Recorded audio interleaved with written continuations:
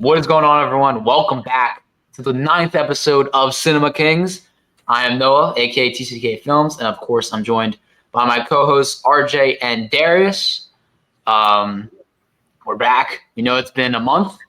That's on us. It's just been busy time for us.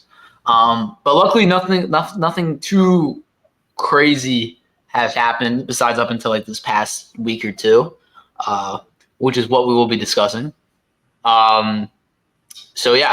We're going to be talking about Sinners, which I know we're all very, very excited to get into. We've held off talking about it for a little bit so we can save it for this because we got a lot of stuff to say about this movie. And then we'll get into the news that Tarantino's film about Cliff Booth from Once Upon a Time in Hollywood that he wrote is now actually happening with David Fincher directing and Brad Pitt returning. And then we'll get into Daredevil Born Again series finale, the whole series of what RJ and Darius think as a whole. And then we'll wrap it up with some Fantastic Four Superman news we got in the discourse between them that some people are saying and some news we got between those two in the past week. But yeah, how are we doing, boys? How are we feeling? Good to be back. It's been a minute, but like you said, luckily nothing too crazy happened. So we can kind of pick up where we left off. But I think we kind of chose the perfect time to come back because things are starting to pick up again as we get into the summer season. You know, it's about to be crazy with some of these new releases that are coming. For sure. Yeah, definitely. As we were saying, we said it right before, like CinemaCon was kind of a disappointment this year. A lot of stuff that we thought was going to happen or get announced didn't really happen. But there's been more stuff after, which is weird. Yeah, it's true. Like before it and after there was stuff. Yeah. We got a Spider-Man title for Ford, Brand New Day. Yeah. What else happened? That name I don't. What else happened at CinemaCon? We got Predator trailer that dropped today. That was sick. I'm excited for that. Yeah. Predator Badlands. It looks good. Just a lot of stuff is starting to trickle out. But they announced the Beatles cast, which with the 4 movies. That whole process is dumb. That's still the dumbest thing. That's still the dumbest thing for me. I hate that so much. Like, just make one movie. Or just make a 4-season show about each of them. Yeah, exactly. Make a 4 limited. Yeah, I don't. It's dumb. Is it even is it coming together in one big 5th movie with all that? I think it's just 4 separate movies.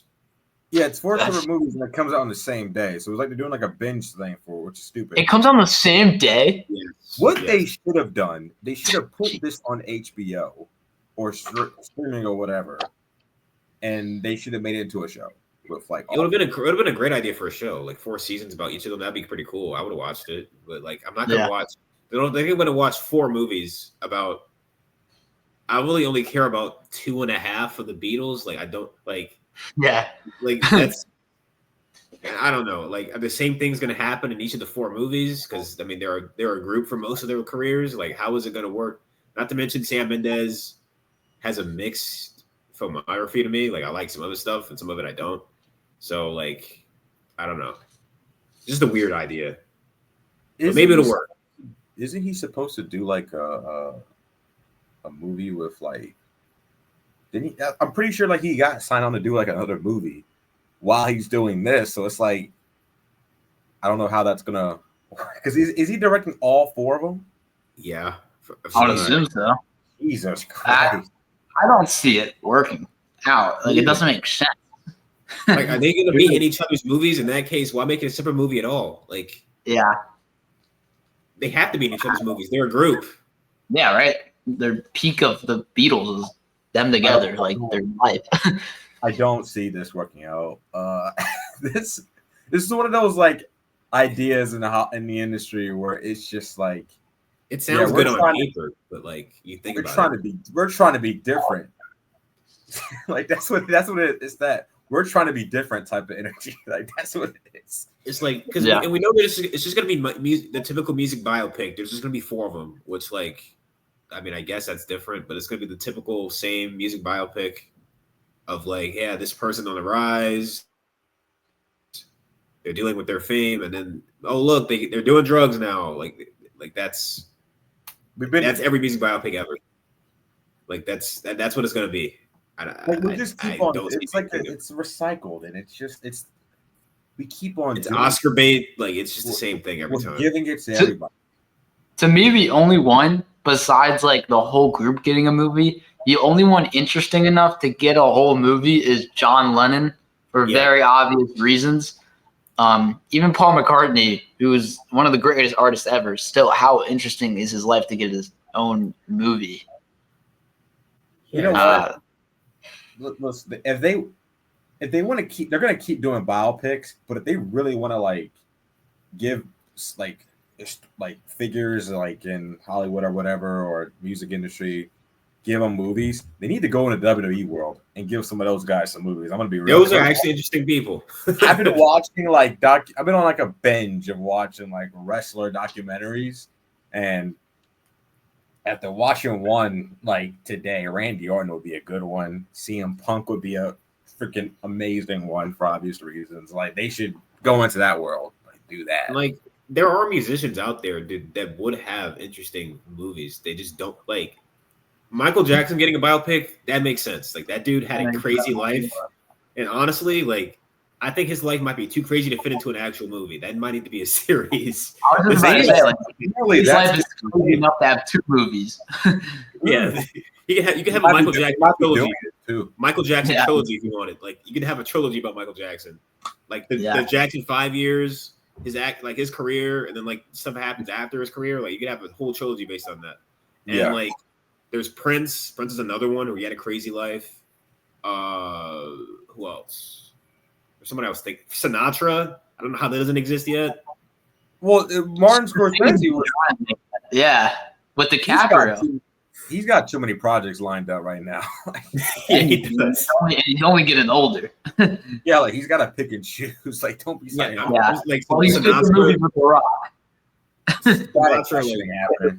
Sinatra has the mob stuff connect. Like Sinatra has the mob connection stuff. Like there's so much stuff with Sinatra you could do. Like there's a lot of figures out. They just pick the worst, like least interesting people to make these biopics sometimes. So yeah, this rock star did drugs, but it's like, bro, all the rock stars did drugs back then. Like that's not a new thing. Like they all did this stuff.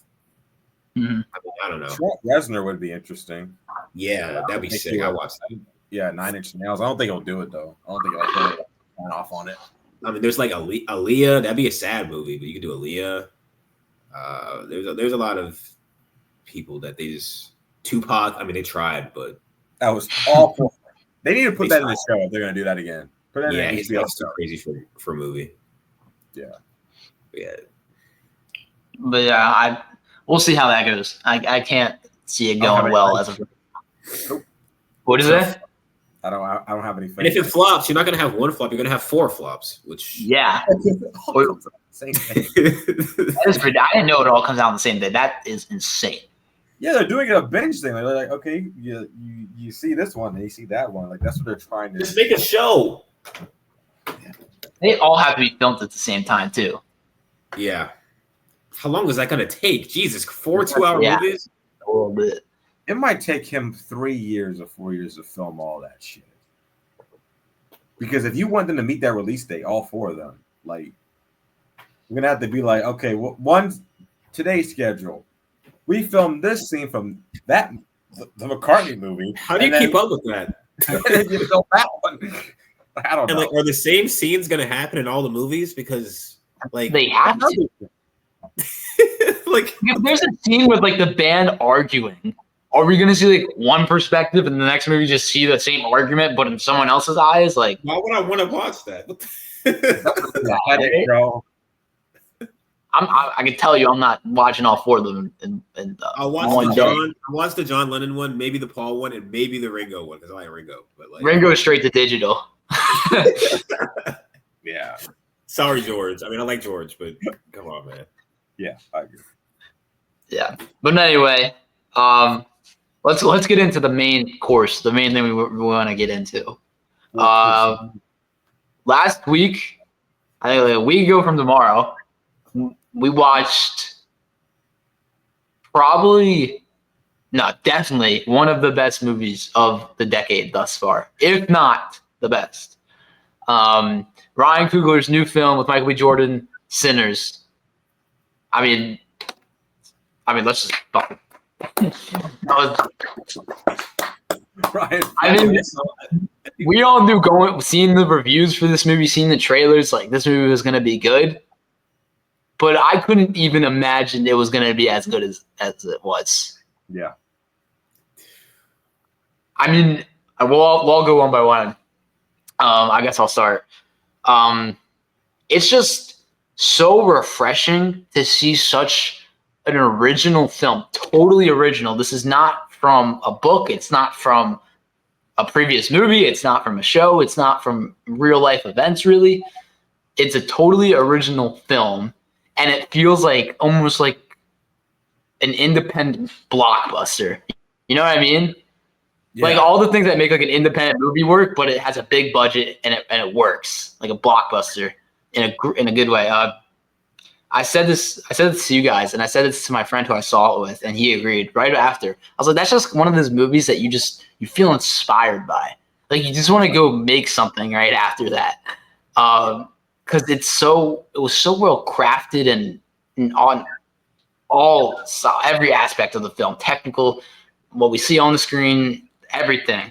I love how the movie, like the first hour, maybe even a little more, there's like no vampire stuff. It's like just totally character, just learning about these characters, learning about their dynamics, learning about their history, learning about their past, learning about how they know each other, learning about the town, which is so refreshing to see because every movie now just seems to want to skip to like the juicy stuff, like a horror movie. And like every horror movie, I honestly really just got into horror like this year. And what I've noticed the most, and my main problem with most horror movies is I don't care about the people dying because I don't know anything about them. Like I didn't learn anything about them. But this film makes sure that you know everything you can about them and their dynamics, so that when they're in a high stakes situation or they die, you feel something. You feel scared for them, and you feel sad for them, and you feel angry for them, which was just really well done. All the cast, not a bad performance anywhere. Michael B. Jordan, I think for sure this is his best film, acting wise. I mean, he played two characters, and they are identical twins. They look exactly like. Obviously, there's no change in their face or anything that make you like realize there's a distinction between the other besides their clothes. But you can tell because of how good Michael B. Jordan's performance is who that one is just by how they're acting, because they're totally different in how they talk and how they act and their presence. And Michael B. Jordan's totally understood that, and he killed it. I don't remember the actor's name, but he was also great. He was great, and he gave a great performance, and great singer too. But no, the older guy. Oh, Delroy Lindo. Yeah. Yeah.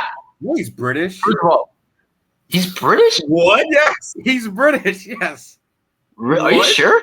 Look at him right now. He is from the UK. Bro, that is the most convincing accent I've ever heard. Oh my god. Yeah, right? That's not even what I was gonna. I thought he was from like Georgia or something. I found it says he's an English American actor.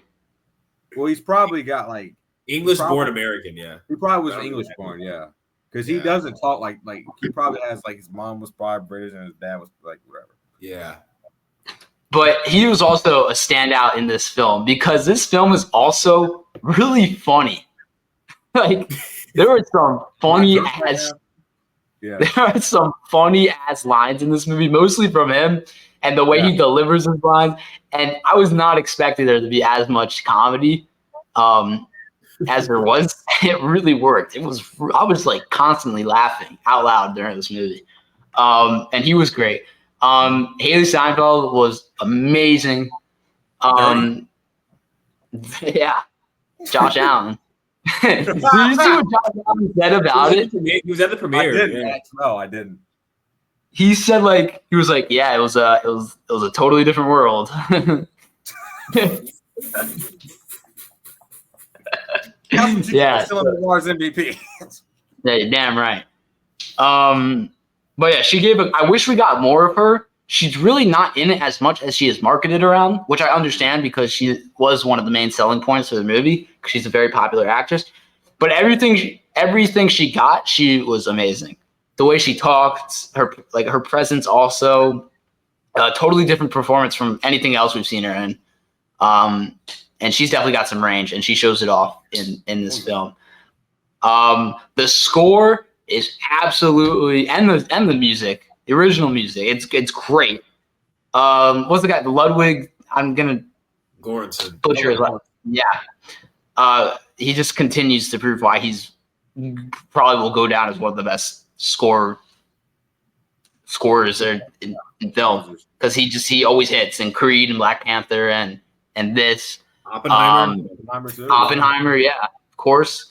And the villain, the main vampire, what's his name? The actor. He was from Unbroken. I keep forgetting his name, but Jack O'Connell. He was in Unbroken, I believe. He hasn't really had a lot of opportunities. He killed it though. Yeah, Jack O'Connell is great. He was in Unbroken too. Like that's. He had a very he was like I don't even know what the right word is. Like he did such a good job of making you feel like he's bad, but he's also like he could convince you he's not. You know what I mean? Yeah. So he was great. I have to talk about the one long take scene with the music and all the cultural just music from the future, from the past coming in, and that one long take scene. That was like, I was like, my mouth was like on the floor. I was like, that is so cool. Like, this is so cool. This is one of the coolest scenes I've seen in a minute in movie theaters. And it was so cool. So cool. I love the ending of the film. I think the action for the most part is good. I think if I had to critique this movie for anything, I'd say the one thing is I think they held back a little bit with the gore and like the whole the vampire attacks. Most of the time they cut away when one of the vampires is about to attack, which I understand why you want to save it for the epic clash at the end. But I was getting to the point where it's like, all right, I want to see more. And I'm not even into gore that much, but I was like, I think they should have done a little bit more. But that's just nitpicky. That's really just nitpicky. It didn't bother me that much. And yeah, I think this movie is honestly, it's a damn near perfect movie. I think for me, it's really early to say. I think it is Coogler's best. Creed is really close. I think this is just because it's original. I'm leaning more towards it's his best.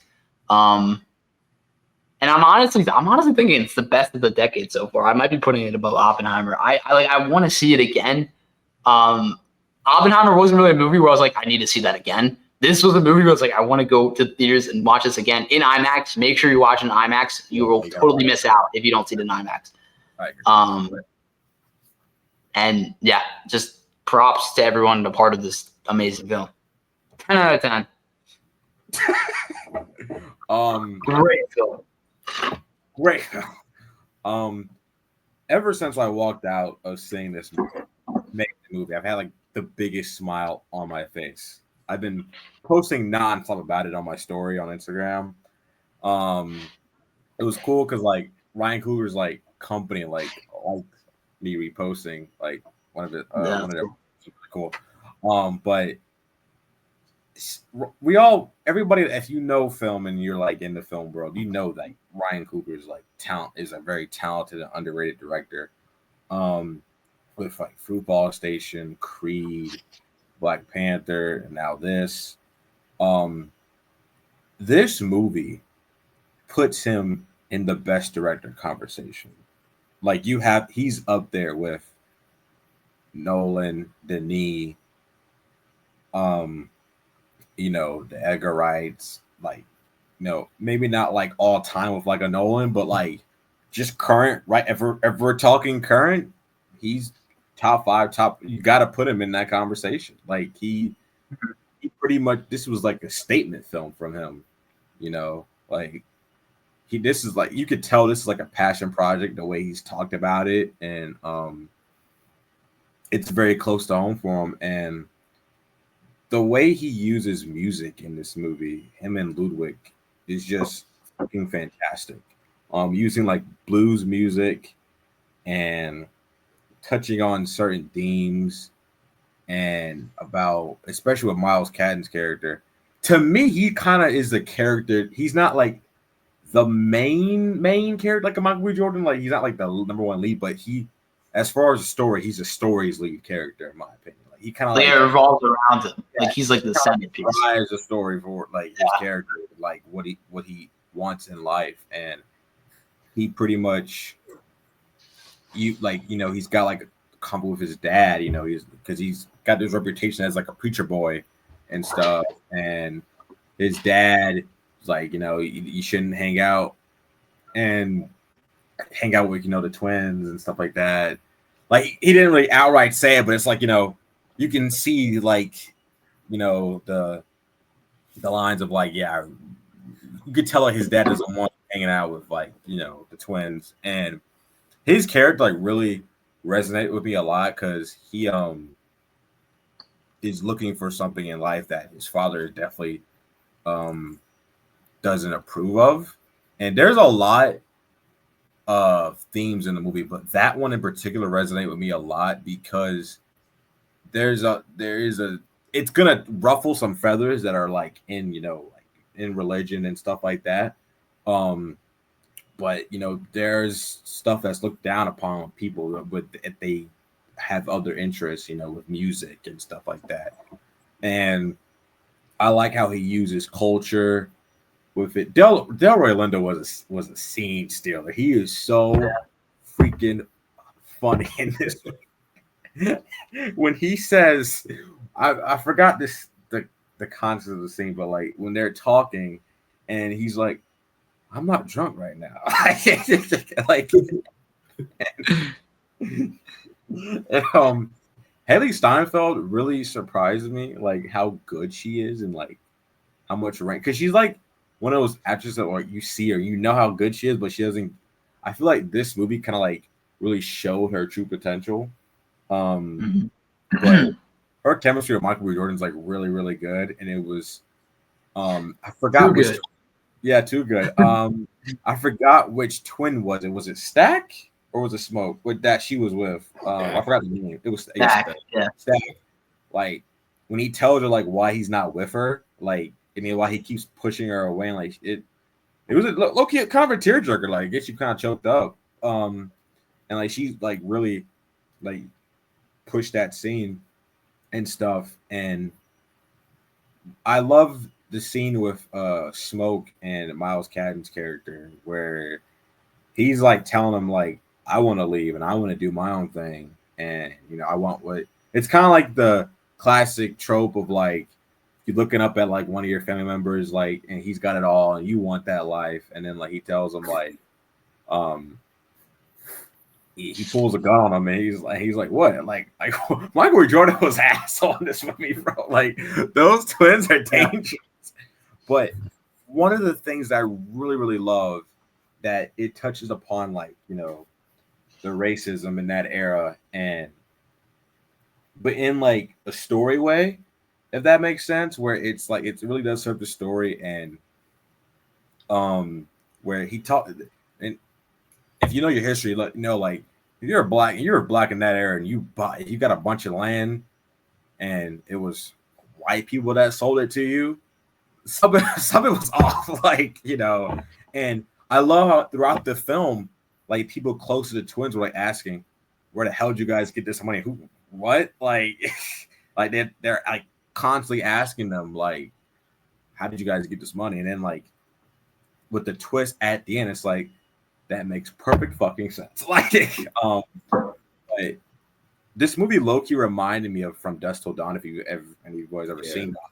But it's like a slow burn in the beginning, and I love that we got to know the characters, and you know, even like the side characters. I forgot one of the actresses where they were talking, trying to get her to like let them in because obviously it's obviously a vampire can't get in without an invitation, but they're like saying like, oh, we're gonna go after your daughter. I forgot her name, but she was really good, and how just like that one little what Cougar does so well is like that one little scene with like when Smoke is going to get ask him like come cook for us, like what I forgot what he was asking him, but and you just see like the daughter and stuff, and like just that one little and like those two scenes, like that interaction, like you just know like how much that he uses that later on into the film.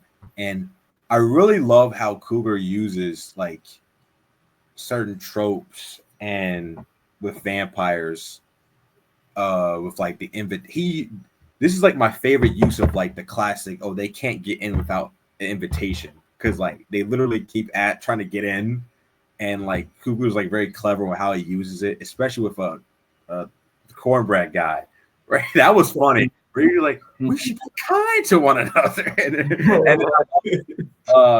Smoke's girlfriend, he's like, like get out. He's no, something's not right, and the accents were so spot on. I love how the accents were used. And I had to the only nitpick I would say is that with Smoke's character was that the backstory of like the kid, like he had a baby with I forgot her name, but with her, with Mary. Yeah, no, not her. It was the Annie. Oh, Yeah, Annie. And I wanted more on that because like they briefly talked about it, and then like it's brought up later on when they're like they think they're all about to die and stuff. Like I wanted more, but I do like how it's mostly nitpicky, but I just wanted more from it. But I think that this is like the best film of the year so far.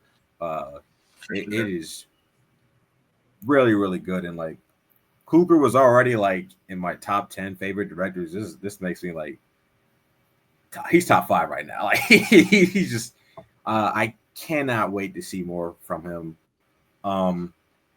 And I love we'll talk about it later, but like the post credits, I actually really, really liked it and how he used it. It's very a different way of using a post credit scene, but he's fucking amazing. Like this movie is amazing. Go see it. Go see the movie.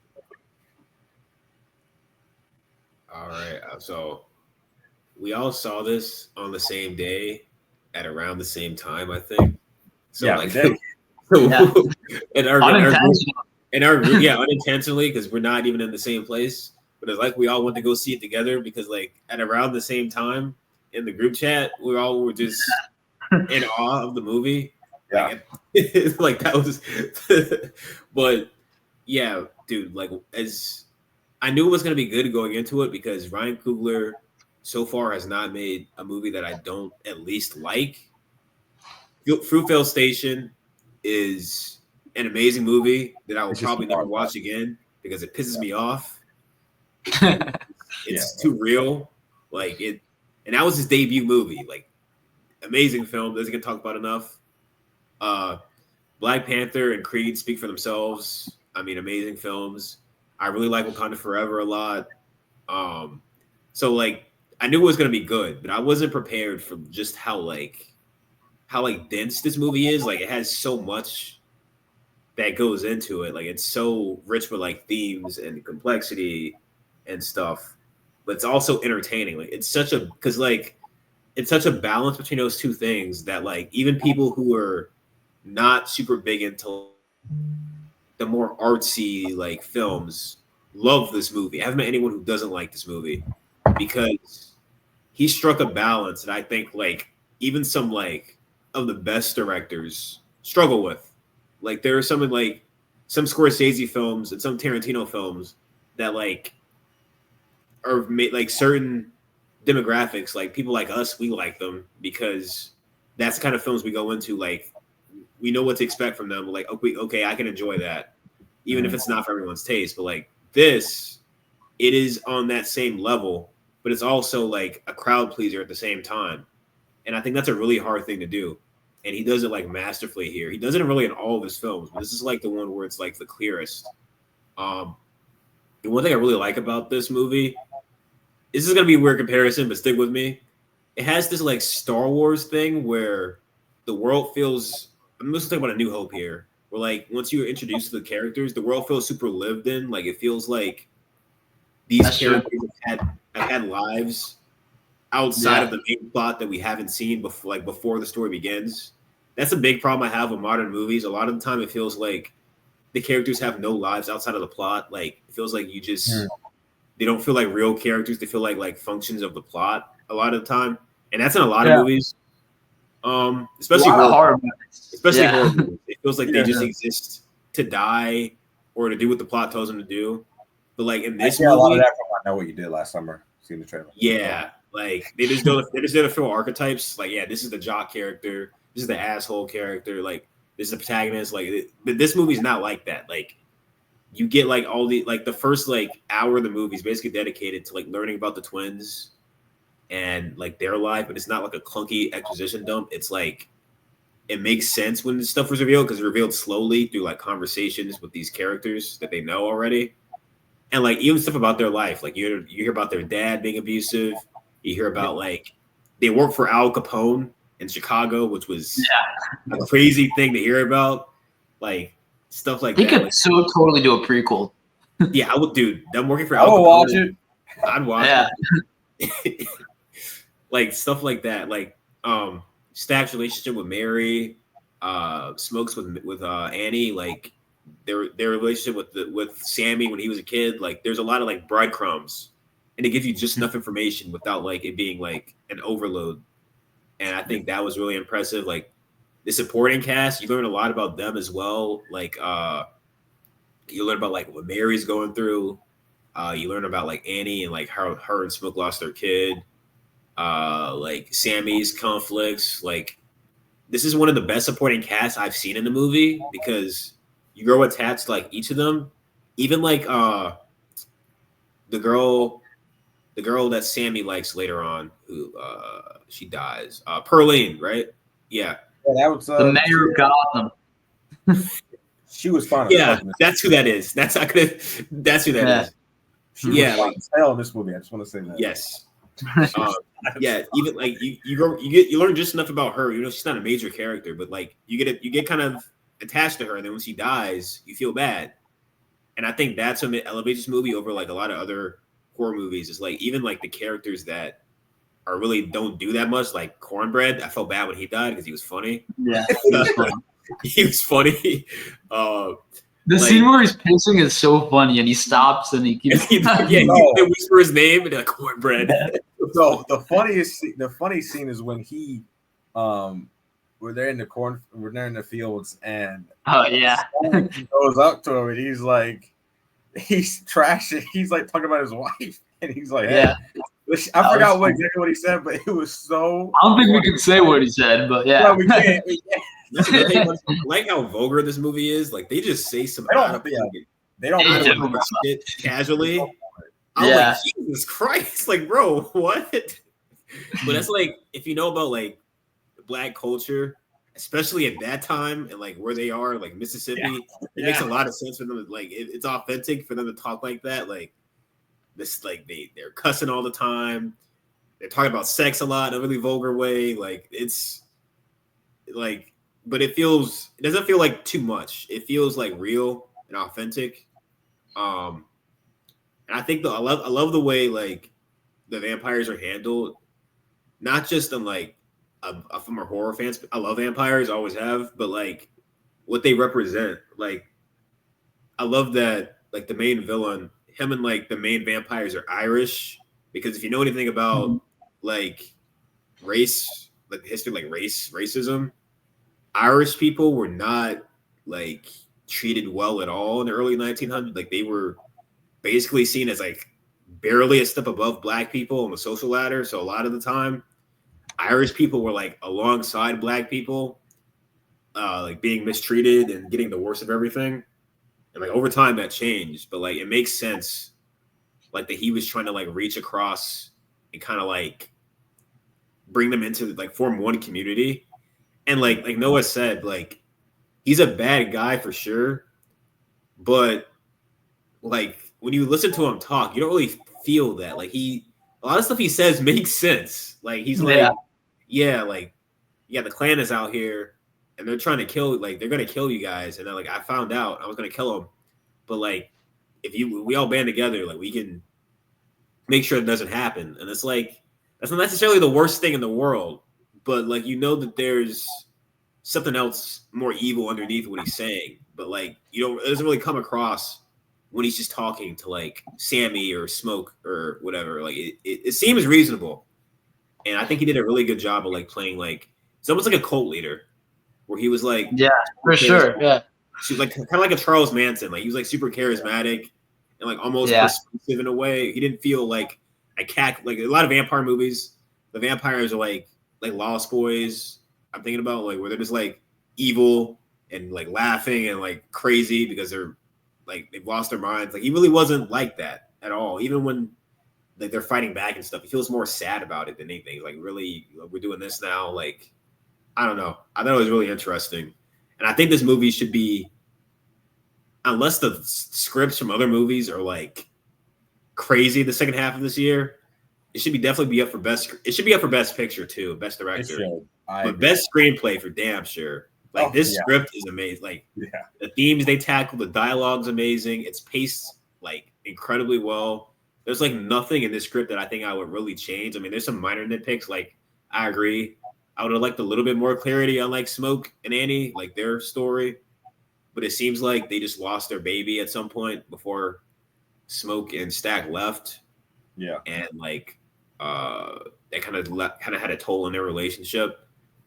But like I like that, like I said, like I love how lived in the world feels. Like it gives you enough information to get by and understand the story, but there's a lot of stuff I feel like we don't know. And I think that's good because it makes it feel more real. Like characters just don't talk about their lives constantly. Like they tell you when it's relevant to what's happening, not just because, you know. So yeah, I love it. And the music is amazing. Like first off, what's his last Miles, can't remember his last name. Miles Campbell. That brother can sing. This is his first role like ever. And I could not believe that when I found out. Like, dude, he was amazing. Like he has scenes where he has to like go back and forth with Michael B. Jordan and Delroy Lindo and even Haley Steinfeld like a few times. And he holds his own like every time. Mm-hmm. And bro, the scene when they're eating the garlic and the girl that he was like trying to he tasted all right, but she's like, this is ridiculous, and then Jordan's like, put that garlic in your mouth. Bro, I really thought she was a vampire. Me too. She wouldn't eat it. I'm like, fucking eat it. You know what that reminded me of? That reminded me so much of The Thing. That scene where they're like going around in a circle. If you guys have seen The Thing with John Carver, like the blood test scene, reminded me so much of that, where they're like going around like trying to see who's a vampire or not. He didn't. Yeah. He said, "Pull that garlic in your mouth, bitch," and then Sammy's like, "Stash, just I'm trying to save your life." Yeah. No, I really thought, I'm like, I don't care if I have to eat fucking dog shit if it'll save my life. I'm not hesitating either. Yeah. I really thought they were trying to do it like she's a vampire. Yeah. No, dude. Thank you. No, Michael B. Jordan. He's been great in everything. I feel like he's one of those actors that everyone like knows is great. Yeah. But like he hasn't had like that one role where it's like putting him on the map as one of the best, even though he is. It's kind of weird. He's in like a weird space like that. And I don't know if he'll get a best actor nom, even though I think he should for this. Could get two. He could get two because I love Smoke and Stack. Like they're both awesome. And like he's just so cool in this movie. Like, dude, at the end when he shoots that John Wick action scene at the end where he kills the KKK, dude, that was awesome. And then like the guy is still like begging for his life on the ground, and he just unloads the rest of the No, it was funny when he said, "You got a cigarette?" He's like, "Here." Nah, dude, it was Everyone in every performance was amazing. Like Noah said, the way I want to know how they filmed some of these shots, especially that one take with all the different like the music. That was so cool. Well, the behind That the was scenes. so cool. When the aspect ratio changes, when they're like, so when they're about to open the Yeah, he lets them in, and they're about to Yeah. open the barn up, Mhm. like the aspect ratio goes like that, dude. I got oh shit. I mean, I hate to make the comparison, but it's like it was almost like a Marvel like cheering moment. It was like this was the best like theater experience I've Freedom, had I that hasn't been like one of those like Marvel or Star Wars like franchise. Like it was like one of those. But for Yeah, like my theater was rocking. yeah, people were like laughing, people were applauding. When he Mhm. dude, when Michael B. Jordan gunned down the KKK, people were like cheering. Like it was like some Avengers. Yeah. Bro, when my friend, the scene with like Haley Steinfeld and Smoke, and she was drooling, and he said, when she said, "You want some?" My friend, I will. My friend, he was like, he said this in his voice. He's like, "Okay." I was like, Oh yeah, You were like, oh, they're busy, huh? huh? When he walks in and the I keep forgetting his name, the older guy, he's like, oh, they're busy, Oh huh? yeah, they're in the no, he set him up for that because he knew what was going on. yeah. He's like, "No, they're in the back. Just open the door." Yeah. And then like he goes back to smoke. He goes back to smoke, and he's like, "So where is he?" And then he was like, they in there making love, man." And then he's like, "Well, go in there. I don't care. Go in there and get him out of here." He's I told you what to do. Yeah. "I'm not going in there alone." And then they go back. Movie of the year, maybe movie of the decade, maybe movie of like the last 15 to 20 years. Like it's that like 15 years, dude. Like it's really good. Okay, so question: do you guys think it's like the movie of the decade right now? Of the 2020s? Yeah. I mean, let's be real. There's only one. I mean, I guess like the Batman and Oppenheimer is what we're thinking. Well, that's the funny thing. Somebody put out I saw a tweet. Someone put out like before like best blockbusters, and they put the Batman, Sinners, Oppenheimer, and Dune Part 2. Dune 2, yeah. So somebody, it's funny that you mentioned that, yeah. But it to me, this movie's fucking good, man. I don't know. It's honestly, I do think I like it it better than Dune Part 2, though. I would Yeah. say. because it goes for way more than I think any of those movies do, and it gets there. Like Dune is doing a lot. Don't get me wrong, but like I feel like Sinners is the most ambitious movie out of like those For sure. and it like gets there. Like it gets to where He it's trying takes to risks go. as a filmmaker. He really does. I think also at this point in cinema and where we are as movies as a point, that is the only original movie out of those four. Yeah, for sure. Yeah, and I think that means something. What I really like about it is the fact that it is further proof that cinemas are here to stay. And this movie is what I like, at least in my opinion, like how I watch it. I just thought about it's like a big fuck you to guys like Ted Sarandos, people that prefer streaming and they think that cinemas are dying.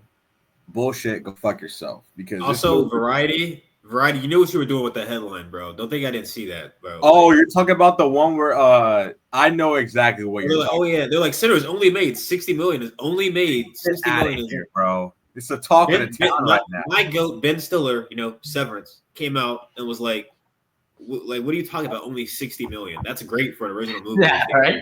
Like that's great anyways, let alone for an original movie. What they won't talk about is that on Monday it's breaking records. Like people are seeing this movie on a Monday. People don't go to the theater on a fucking Monday. Like it's like movies like this are not like it's not like a Mission Impossible or Marvel or like Star Wars or DC. Like it doesn't have the opening hype. It's carried by word of mouth and like good reviews. When people like say the movie's good, They tell like their friends, and then like they go see it, and they tell more people, and they go see it. Like that's how it works. Everybody's talking about it. Everybody's talking about the town right now. I love it. Yeah. What I like about it is it is a blockbuster, yes. Yes. But it feels like an indie movie. Yeah, because if you compare it to every other blockbuster that comes out, it's not like any of them. Like, when's the last original blockbuster? I guess like I don't know. Would you consider like Everything Everywhere a blockbuster? Like, not quite. Almost. Yeah. That budget wasn't as high. Like they gave Coogler like this is why this movie is so important. I think because like there's been a lot of conversation about how like there's no mid-budget movies anymore. It's literally just it's an indie movie made with no money, or it's like a $250 million blockbuster that like Marvel and Star Wars and DC make. There's no like $50 to $100 million movies, either like 10 million or like 250 million, and that's why a lot of movies flop now because they have these ridiculously high budgets, and even if the movie's not really that bad, it's just too much to make back. But like mid-budget movies used to be like such a big thing, and like studios would just they trust someone like a Ryan Coogler to like go and put their vision on the big screen. That doesn't really happen anymore, and like they gotta give these big directors these tiny budgets to work with, and it doesn't really work because like they can't do what they wanted to do. Like to me, this kind of shows that if you trust, studios will just trust like these talented filmmakers to go and do what they want to do and stay out of the way. Like you can still make money and have something critically acclaimed that people love, and it can get you awards, and it can make you money. Like it doesn't have to be an either or thing. You don't have to make these like C+ movies that make a bunch of money, but also you can still have like it doesn't have to be an A+ movie that no one watches. You can have both. Here's another thing. The only time you can't get more Tarantino's and Scorsese's and Nolan's in the business unless you give that one person a chance. And I'm glad that they gave Coogler a chance because from now on he's gonna be Warner Brothers has trusted him because of what this movie has done is so successful that they're gonna like say like you can do what you want. Like he wrote, produced, and directed this movie. I'm pretty sure. Also, that deal he made, very smart. Yes. Studios got to start greenlighting the script and not the name. Yes. That's the problem, and that's what happened with this movie. Like it's totally original. Like maybe they had Michael B. Jordan on board, but and Ryan Coogler directing, and that's it. Yeah. Like and everyone loves it. I think people just studios just don't care or underestimate the audience. Like people think people don't want to see these movies anymore. People think theaters are only for the blockbusters. I do think some of that falls on the audience too, because this is a problem. We talked about this a little bit. This is a problem I have with a lot of people. And it's like, look, you don't have to go if it doesn't interest you, don't go watch it. But like a lot of people complain about no originality in Hollywood, which to a certain extent is true. Like there's a bunch of sequels and franchises and remakes and like bringing old stuff back. Like it is a problem, and it has been. It's not a new thing. It's been happening for like 20 to 30 years. But when stuff like this comes out, they don't go like it's working for Sinners, but like they don't go watch a lot of these types of movies a lot. Like they like to complain about that, but then they don't go and support these movies that they claim to want. Like here's a problem that I have with that. And I do agree. I push back a little bit because people when they say they there's no originality, they only base it off of IPs and franchises. And they don't see like A24 killing it, and they don't see any A24 movies. They don't see hell. It might be someone that still might not see a Sinners. They really base it off like IPs and franchises, and it's like, well, those are always gonna be there. Like that they're always gonna be there. Like I think like to an extent, I think it is mostly the studio. I feel like people never stopped watching like indie movies. It's just franchise movies just started coming out over and over again where it's all people knew, and the only like movies like that were on streaming. And I think because the franchise movies just made an insane, like before like the age of franchise movies and sequels and reboots, independent movies made a good amount of that were good, and like not blockbuster movies, they made money, a good amount. But then blockbusters and franchise movies came out, and they made an insane amount of money, like billions of dollars. And that's what studios were focused on, where they just kind of drowned out the smaller, not franchise movies. Yeah. And plus, streaming just like Sucked. happened, and COVID happened, and nothing was coming out.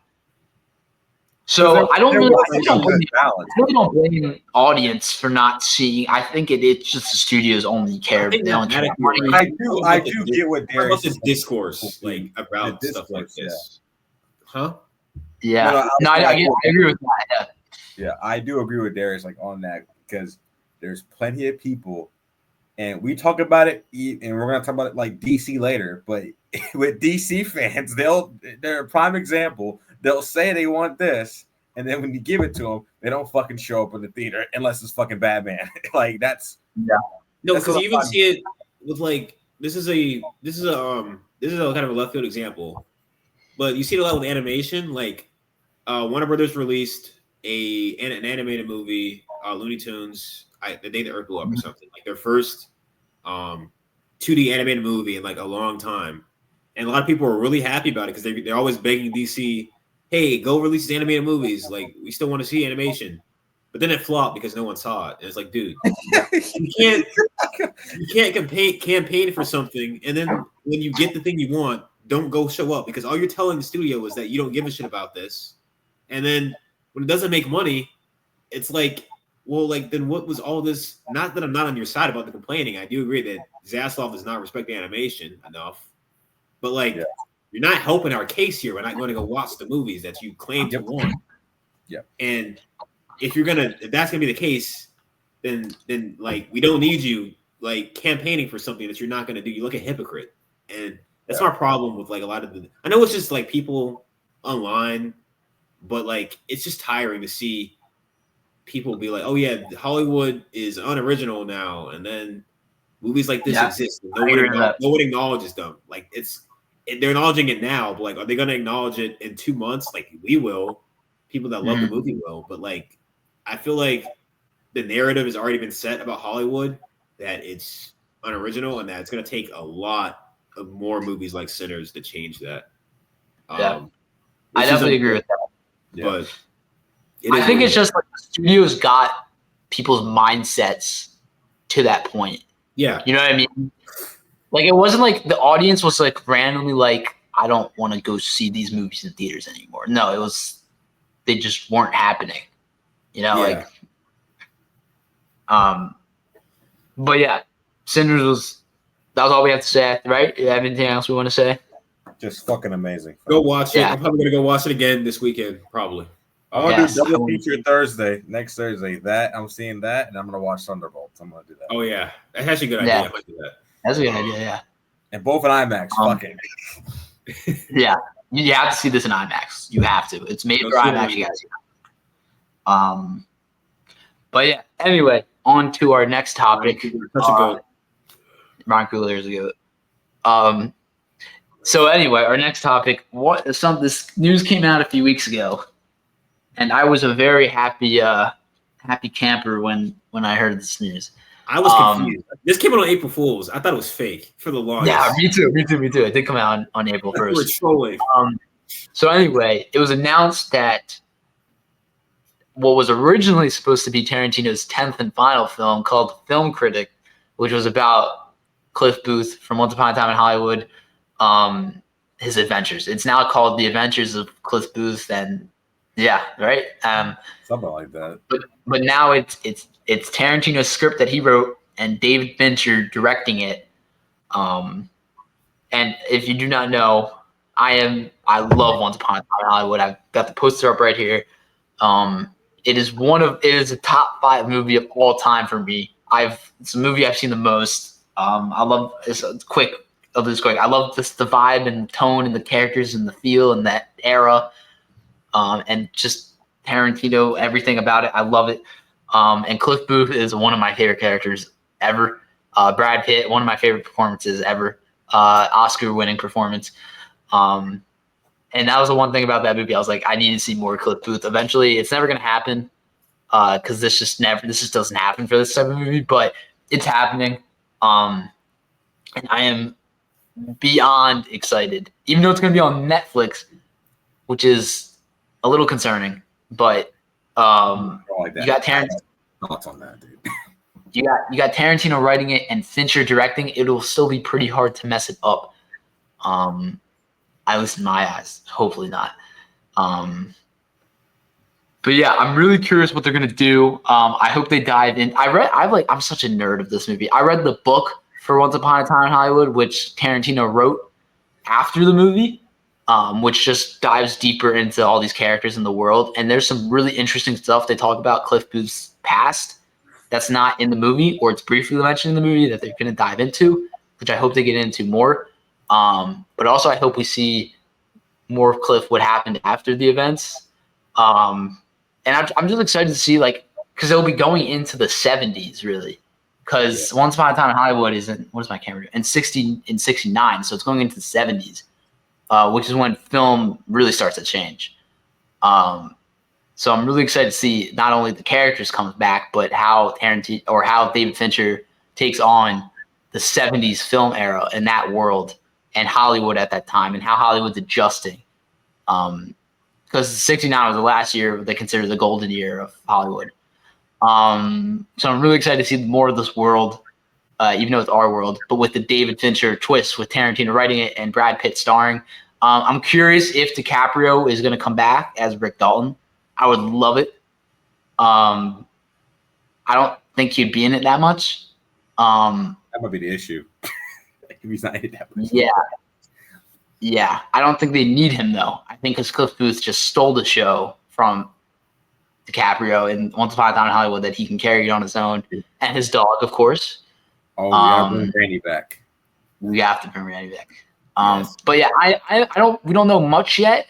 I know enough that I'm excited. All I needed to hear was this movie's getting a sequel, and I was excited. I'm glad it's real. I'm glad it's happening. I'm glad it's moving forward at a really fast pace. It kind of was announced, and then production starting, and yeah. But yeah, I am a little worried on Netflix and how that's going to look. And if Fincher can really capture what Tarantino did. But that's just me kind of being the nitpicker, because I'm just beyond excited because I love this movie and the character in the world. No, I'm a huge fan of this movie. It's probably like my most personal favorite Tarantino movie. I have rewatched it the most. I love the vibe that he went with in that movie. It's also very different, a different feel, and you could tell that if you know Tarantino, if you followed him throughout his career, he's very much a guy that's 10 movies and that's it. And I said this to Noah when this first came out, like the sequel was happening, that Once Upon a Time in Hollywood felt like Tarantino's kind of goodbye to Hollywood. And whether the 10th movie happens or not, at least with that movie, because I feel like the character Rick Dalton represents Tarantino and how he's always been a guy that he doesn't want to overstay his welcome as a director. He's said that he wants to write eventually, just be a full-time writer. But that's why I feel like the ending of Once Upon a Time in Hollywood is really, really like, it kind of hits me home because it's everybody like, that's career driven, and especially like the industry where you feel like even like as actors, like it's still relevant today. Even The Substance touched upon it, where you are older and you just feel like, the younger guys are coming in and they're getting the roles that you once got. And the industry is also changing. that's relevant in Rick Dalton's character, and when he gets like, you know, the Sharon Stone, like, you know, like she calls down, and then like he goes, what was her name? Sharon. Did I say Sharon? Sharon Tate. Yeah, there you go. That's Sharon Stone.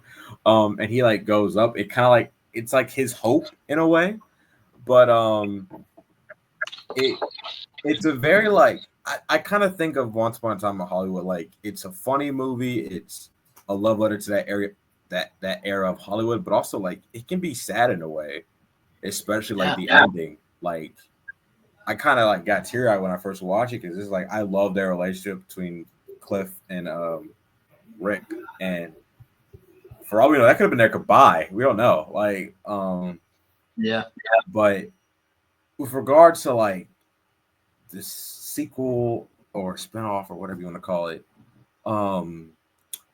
I am excited, but also I have my concerns. And first off, when it came out on April Fool's, and like, that was read the headline. Freaking Tarantino's writing it. Brad Pitt coming back. David fucking Fincher's directing it, and it's like, what? Like what? Like that's like. Don't get me wrong. David Fincher's like a talented director. He's like one of the, but him directing a Once Upon a Time in Hollywood follow-up, I don't know. I think he could do it, but is he the right director to like that could like recapture that world again? I don't know. He's a very, if you've seen most of Fincher's film, he's very different, and like most great directors, they're very different and diverse, and like they're all have their own style and stuff. But like I don't think that he's not gonna be able to capture that world like Tarantino. I'll be surprised if he does, but I don't think he's gonna be able to capture that world like Tarantino. But just the Netflix thing really bugs me. How it's on Netflix, and that it's because of Fincher, because he signed a Netflix deal, and one of his movies called The Killer, it came out I think a year or two ago. It was good. Yeah, I think so. It was good, but there were some scenes where it looked very Netflix techy, and I don't want a Once Upon a Time in Hollywood follow-up movie to look like a Netflix techie type film. That's my biggest issue. But valid. I am excited. The other word that I have is like, is Tarantino ever gonna make his 10th movie? Like, I've heard rumors that like the reason why this is happening is because he is the 10th movie he wants to make as his own. Like he's scrapping it, and because this was supposed to be like the film critic was supposed to be like his 10th movie, and apparently Tom Cruise was gonna be in it. I was gonna mention that. Like, I wonder if he's gonna be in this. Yeah, like Tom Cruise or freaking Brad Pitt, like that. Yeah, dope. But I don't know. He scrapped that, and then he was starting over, and that was the last we heard of it. And now this is happening. It's like, are you making that 10th movie? Like, I don't know. I was speaking to Darius about this the other week. Like, Tarantino, how do you guys, I know how Darius feels about it. Like, how do you feel about like his 10th movie role? Because me personally, I feel like he's putting too much pressure on himself to meet of like a 10 movie like role. That's it. Like, I'm done. Like, directing. Yeah. I mean, we've talked about this. I said he shouldn't have ever said like he wants to make 10. Just stop when you feel like it, dude. Exactly. It's so much pressure on yourself to like you have to make it work. Like, people know this is the last time they'll ever see a Tarantino movie. So yeah, he probably is putting a lot of pressure on himself, but I think he's so good at what he does and why I love him so much is he makes films for himself. He makes a movie that he'll know, he'll love, even if everybody else hates it. So I do think while he is putting probably too much pressure on himself, and maybe he's stressing out over what to make the last one, I think anyone could figure it out. It's him. Yeah. But yeah, it is interesting that this was originally going to be the last film. Yeah. And Tom Cruise is going to be in it. I don't know. That's crazy. I don't know. It's just like I'm excited because like I want to dive back into this world. But I just have my concerns because of that fucking streaming service, Netflix. Yeah. And, no, it definitely, yeah. And like it's kind of weird that like Tarantino, he's like all about theaters, and that a script that he wrote is gonna be a Netflix movie. Like, I don't know. That just kind of bugs me in a way. Hopefully it's released in theaters for a little bit at least. It might be like Glass Onion, where like Glass Onion is a theatrical movie. It looks like a theatrical movie. It was in theaters for like a week or two, and then it just was on Netflix, which sucked because it did not belong there. But that's the best case scenario. It works out like Glass Onion, because like Glass Onion I really liked. And I think it will. Like, and Fincher. Oh, were you done, RJ? I didn't. Yeah. Go ahead. No, so I also thought this was fake for like hours when I saw this. I was like, yeah, this is. They got to stop releasing stuff on April 1st that's real, because I don't believe anything I see on April 1st. Like, I just don't. And like when I saw that, I was like, David Fincher is working on a script by Quentin Tarantino. I followed the Once Upon a Time in Hollywood of all things. Like Fincher is great in his own right, one of the GOATs. Like, but he's just such a different filmmaker than Tarantino. Like, I almost couldn't think of any two filmmakers who are both like great that are different. Like Fincher, with a few exceptions, has mainly made like really dark, really like psychologically like dark films about a serial killer. Yeah, about serial killers and like really heavy subject matter, like Zodiac, or like even like Fight Club, even, and like Girl with the Dragon Tattoo. Like that's a dark movie right there, man. Like movies like that, where it's like I almost don't want to see him like try to recapture that Tarantino energy, because I don't know if he can. That's not saying that doubt his abilities. I just never seen him do it before, because he's never tried to. But like, I almost want to see what he would. I want him to do his own thing here. Like, obviously, like make use of Tarantino scripts, because it's going to be great. But like, I don't want to see him try and like do a Tarantino impression and just do his own thing with what he's been given, because I almost think that'll be more interesting. Like, what is Fincher's version of 70s Hollywood look like comparison to like what Tarantino would be? You know, like what does he think of? That's like the way he moves, the way he uses the camera is totally different than Tarantino. Like, yeah, you put a Tarantino film and you put a Fincher film next to each other, you're like, this is not even like the same art form almost. Like, it looks completely different. Like, I'm really fascinated by how he's going to do that. And it almost seems like Tarantino approached him about it, which like, why did, of all people, like, I mean, obviously Fincher is one of the greatest working directors, but like, I don't know. I just didn't think he would go to David Fincher of all people with the script, you know? Like, I thought he would with someone else.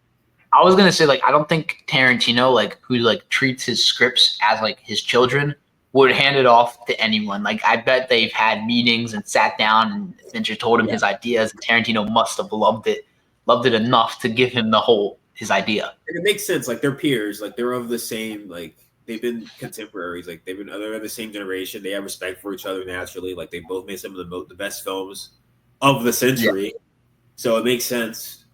It's just like they're very different, like, stylistically. So like whatever they came up with together has to be like pretty crazy, because like otherwise I don't think Tarantino would have trusted him to bring this to life. I'll say this: I just remembered Zodiac.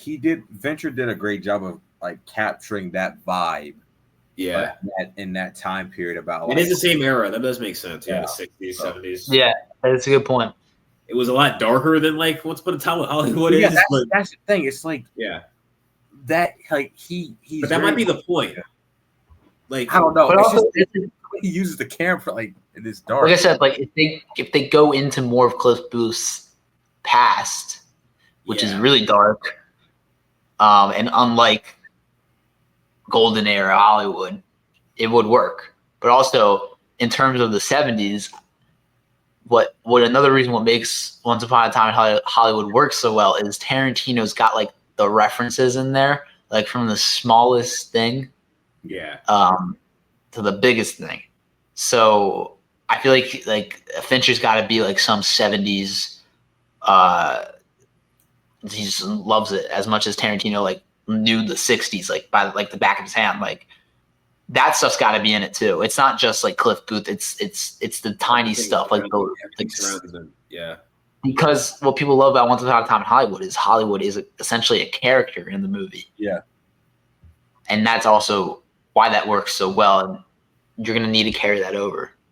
I think even though I think it might be the point that I think about it. Like if Fincher does take a little bit of a darker take, if it is the 70s is where stuff starts to get darker. Like movies start to get darker, Hollywood starts to get darker. There's like serial killers and stuff around in the 70s, like American culture. Like well, look how it's there. That could be where this is going. Like a lot of crazy stuff happened in the 70s. Vietnam, like that kind of comes to a head in the 70s. Like that stuff, that could be what they go into. Like I now that we're talking about it, I can kind of see where they may be going with it and why this might be perfect.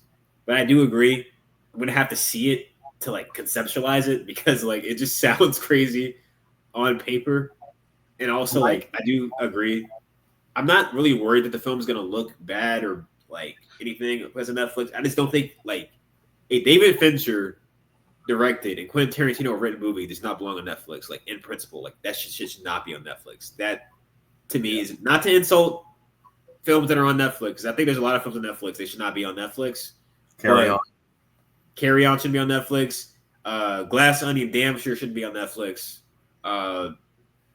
But like, I just don't think that movie should be that movie should be an event. Like this movie should be an event. It should be something that brings people to theaters, like Sinners. Like it should be something like that. It should be relegated to being like a streaming thing where I can just like, well, people will like have it on and do great. Like I don't know. Like it just. I really don't get why there's not an option for most streaming movies to be also in theaters because you would think you just make more money. Yeah, I don't know why. He should. Yeah. I hope Tarantino like fights for a theatrical release. Like, okay, 90 days. I'm sure we'll get one. It'll just be like a week or two, like last week. I'm pretty confident I'll get one because the first one was successful. Very. That's why this doesn't make any sense. The whole you got two selling points. You got Tarantino and Fincher as selling points, and people will watch this thing, and people love it. Like. You got a few selling points. You got the one. Whoever else they put in this, like, who's to say, like, if Tom Cruise really is in this movie and other people are in this movie too? Like, okay, well, Tom Cruise in this movie. This movie's not going to be released on Netflix. They're way allowed. Tom Cruise is in this movie. There's no way it's not a movie theater movie. Yeah, you have two of the biggest stars ever. Yeah. Yeah. There's no if Tom Cruise is in this movie, there's no way he's probably telling Ted Reynolds, fuck you, put some theaters right now. Yeah. But yeah, I think we're all still very excited for this to get back into this world, even if it's totally different. I don't know. I was just very surprised and happy to get this news and confirmed it the next day when it wasn't April Fool's. You were like, no fucking way. Yeah, no way. I think RJ told me this. He said in the chat. Yeah, I was like, no, this is fake. I was like, this is not real. I was like, yes, and then you said it was April Fool's. I was like, fuck. And then it kept then it came out again the next day. I was like, oh, it is real. Yeah. I was like, wait, but yeah, it's gonna be interesting what they do. But anyway, On to our next topic. The Daredevil Born Again series season 1 wrapped up. I have still not watched it because I have to catch up. But these two have watched it. And yeah, these will share their thoughts.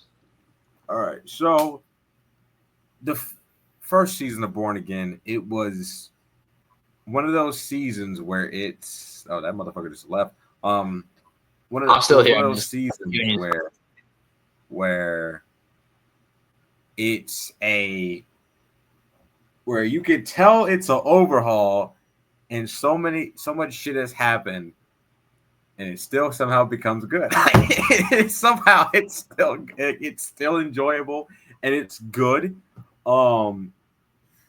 What I really liked about it is how Matt deals. He's very lonely in this first season of Born Again, and this show had a lot.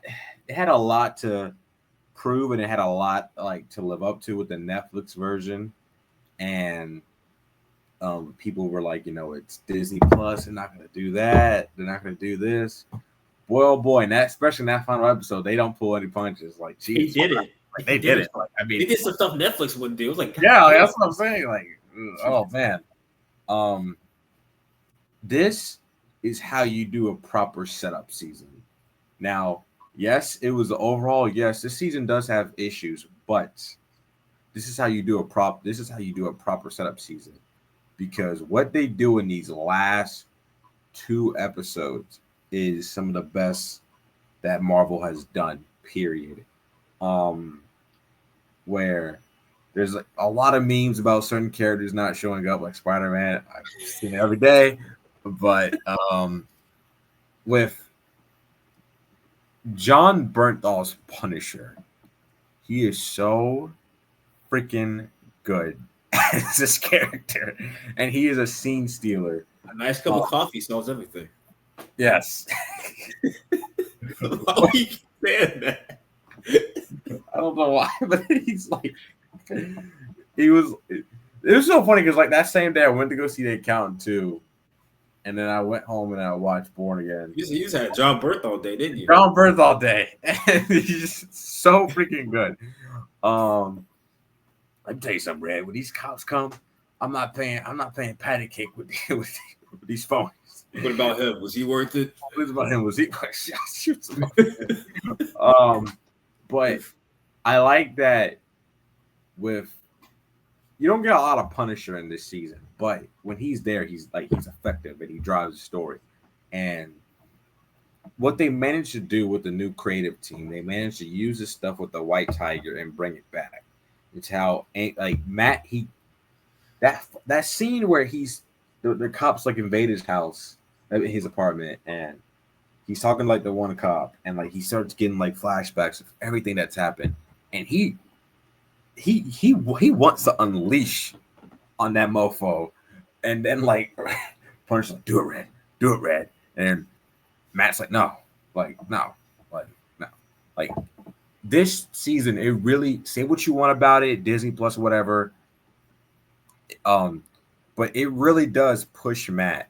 This season did a great job of how far is Matt willing to go, and how much more is he just gonna sit by and just be the nice guy, and he keeps getting pushed as a character, and the scene with he didn't even want to put the mask back on, and even when he puts the mask back on, he's holding back so much, and he keeps on holding back, and they did that so well. And I said it, you said it. Matt Murdock in the MCU is one of the best written characters. He's top three for me. He's up there with top 5. He's up there with Tony, Cap, Peter, Bucky. He's so Loki. Loki. He is so good. And with Fisk, this season, I love the parallels between both of them and how they were both of them were trying to they're similar but different. Both of them are trying not to dive into their dark ways and turn a new path. and both for different reasons. The reason why Matt's not doing it is because of what happened with Foggy, and Wilson. He's trying to really turn over a new leaf, but both of them, they just keep getting pulled back in, and it was really, really good and how they touched. There are some issues that I have with Born Again, with like the filmmaking aspect and how the camera looks, and it's a classic MCU. It's inconsistent. You can tell when it's yeah. You can tell when it's a reshoot and when it's like based on how the show looks. Like you can tell when okay, this is Vincent Moorhead episode, and versus when it's like a pre-overhaul episode, because like the show looks digital at some points, and it looks too clean. It's really hard to describe. Like, it looks very inconsistent with its creative filmmaking vision, like with the camera. Sometimes in the same episode it looks different. Like this looks like a different show for like 5 minutes, and it goes back. You're like, okay, this is back to what I thought it was gonna be. It's really weird. Like it's very much like the scene in the last episode where like the apartment scene, like when Frank and Matt are arguing. It's like I could barely see them, bro. Like it's like we get some light up in this bitch. Like Zack Snyder movie, bitch. Huh? Look at Zack Snyder movie out here. Like, yeah. You can barely see it. Like, but there. I hope that I think season 2 will be even better. But season 1 was it was good, not great, but it was a good start. Good with great moments. Yeah, they had great moments, but it was a good start to. I wanted more Muse, but I feel like that was the product. I feel like that was like the product of the overall, because like I think with like what Kevin Feige wanted to do, he wanted to, and the new creative team, they wanted to like just say, hey, like we're just gonna like do Daredevil, because pretty much the way I see it, the pre-creative team, like the Muse stuff was like our own, like it's the MCU's take, and they're taking the characters in a new direction, and then Benson Moorhead, they're like, no, Daredevil season 4, like that's what it is. But I hope season 2 from the set photos and that suit, clean. Season 2 is going to be amazing. Like the scene where he's like, we need an army. I know people got excited about like the Defenders. Maybe I still think you'll get some Defenders members in season. At least Jessica Jones, yeah. But I love that, and I love that the fact that like in season 2, it seems like Matt and Kingpin's going after like everybody. Like Matt and Karen are gonna be like on the run. It seemed like from the set photos. Dex is on the run too. Yeah, he is. Yeah, and the thing is, like, he wants to wreak havoc and shit. So, but it'll be interesting. I really want to know what's going on with the Fogwell gym scene, because like there was a set video of like Charlie and Vincent. They were like, he's like chasing Bullseye, then the cops show up. And then like there's I think Wilson's like bloodied up. So like I think it's like a 3, like all 3 of them are fighting out. It would be fucking cool if that's happening. I really hope that's happening. But man, I'm excited. Yeah. So like, if you know anything about the history of the show, like they shot some of it. I think a good amount of it too. Like I think they got up to like episode 6 or 5, something like that. Yeah. And then they reviewed the footage during the strikes, realized it didn't work, so they kind of went back to the drawing board, brought in new writers, new directors, like pretty much everything. Brought back the original Vanessa.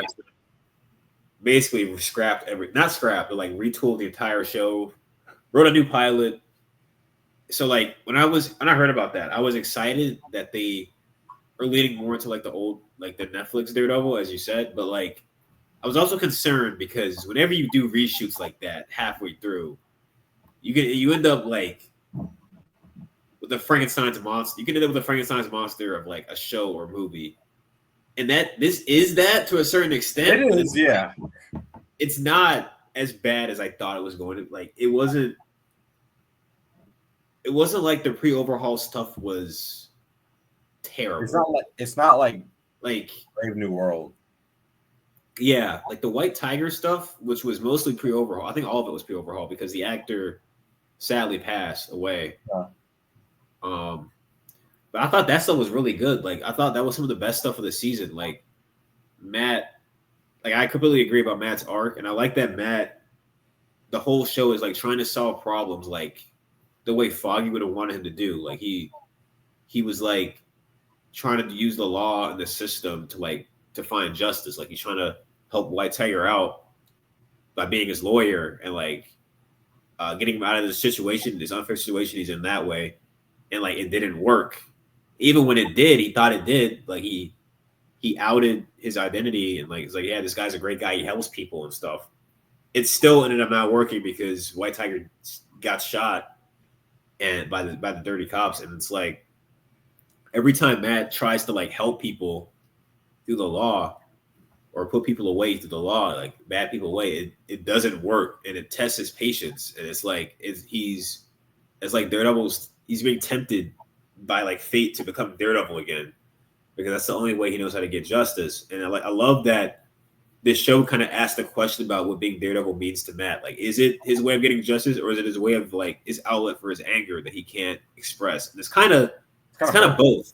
Like, he does help people. He is a hero, but like, it is his way of unleashing his anger out on people. Like that is what it is. You see it when he throws Dex off the roof. You see it when he's beating Muse, especially the first fight they have where he's about to hang him in the subway station. Like it is a bit of Matt likes being Daredevil because he gets to unleash all the anger he has towards people, like on people who he thinks deserve it. And the show kind of comments whether that's a good, kind of like ask the question whether that's a good thing or not. And obviously it is because people like Fisk and Dex and the dirty cops and Muse are bad people, and like someone's got to protect the city. But the show, I like that the show goes there, and it's like, well, what kind of person like depends on being a vigilante to like for their own mental health? Like, what does that say about Matt that he has to do this? Yeah, and it kind of mirrors that with Kingpin, where like the show kind of asks. Matt and Fisk both want to change, but like their circumstances won't really let them. And it's like, ask the question, can you really change your nature? Like, can you really like bury all that stuff? Especially when like the people around you seem to not want to let that happen. Like Fisk has Vanessa around him, enabling him and kind of like causing problems. And he's causing problems himself too. And he's still involved with like the criminal stuff. Like, I really like that they did that mirroring arc. And like the Fisk mayor stuff, like people say that's unrealistic. Listen, like I'm just gonna say, look at where we are in the real world right now. Exactly. Realistic. Like, exactly. You cannot say. And they wrote this before that even happened. So exactly. That's what makes it even weirder. Like some of the stuff they say in these episodes, I'm like, that felt a little too real. Like this man is a mobster, and he got elected the mayor of New York. Exactly. And I like that Fisk didn't really know like what he was doing when he was mayor. Like he's just used to like doing stuff without like having to like go through any like checks and balances. But then he's like his like assistant. I think her name is Sheila. She's like, no, you have to like do this. You have to like get approval for this. And he's like, no, go to these people. And like he's like, what the hell? Like, why can't I just do it? And I really like that. Like, of course he would think that way because Fisk, as terrifying as he is, Fisk has always been like an overgrown child to me. Like, yeah, he's kind of like he never really grew up. He's just kind of used to getting what he wants because he's the biggest guy in the room and he has the most power and influence in the room. He's never really been challenged. That's why he freaks out when stuff is taken from him and when people get in his way. Mine. Yeah, that scene was funny. Oh, I'm sorry. When he's beating up on that Adam guy, he's like, mine. Like, what the fuck was that?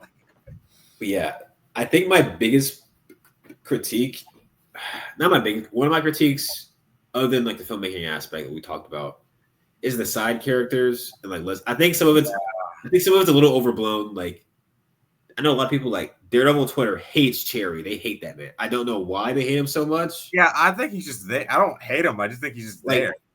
they hate him. Like, they hate Heather. They hate. No one hates Dan. Daniel's the best side character.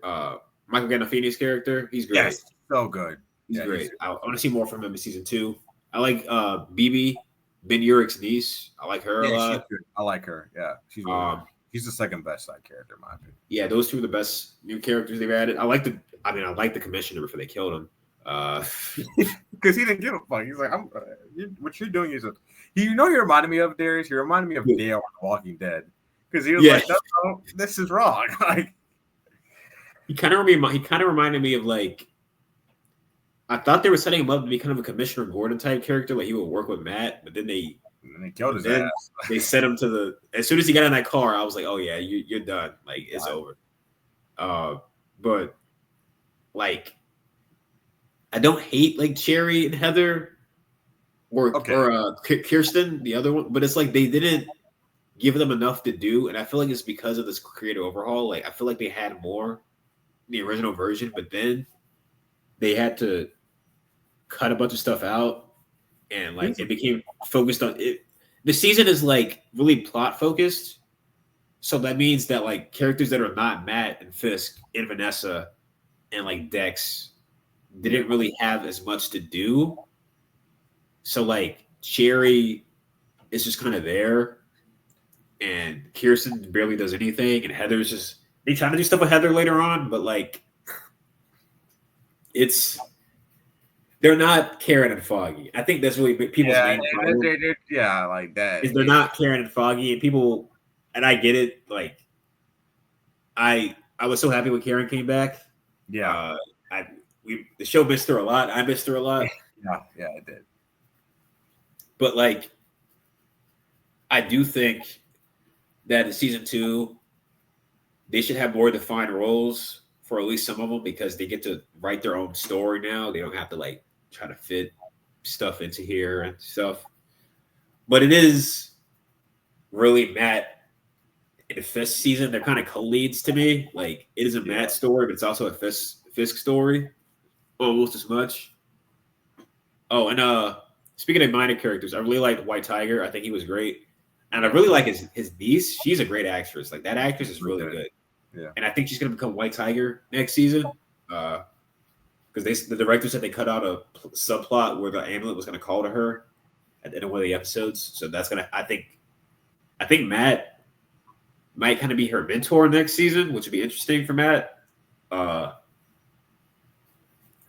yeah, I think it's a good season with great moments. Obviously, everything with John. I gotta mention John Bernthal's Punisher. Great, so good. That conversation in episode 4 is one of the best ones in the entire. I think that's the best scene in this season. I think that's the best scene. Yeah, that. Gotta mention my boy Dex. Listen, he is, as much as Fisk is like the villain of the show, is the main Daredevil villain. Bullseye is that guy, man. Like, I know people have mixed opinions about the Foggy thing, but like him just showing up and just like basically ruining Matt's life, and then like he's an asshole, bro. He's gone for most of the whole season, and he comes back and he's like he's taunting Matt, and then he breaks out and is like, you know what, I'm gonna go kill Fisk. Just because. Yeah, he's like, you know, like, and it's like he's such a hater. He's such a menace, and like I love how evil he is, but he has no remorse. Like, he just does stuff, and like he's such a wild. You never know what he's gonna do either. Like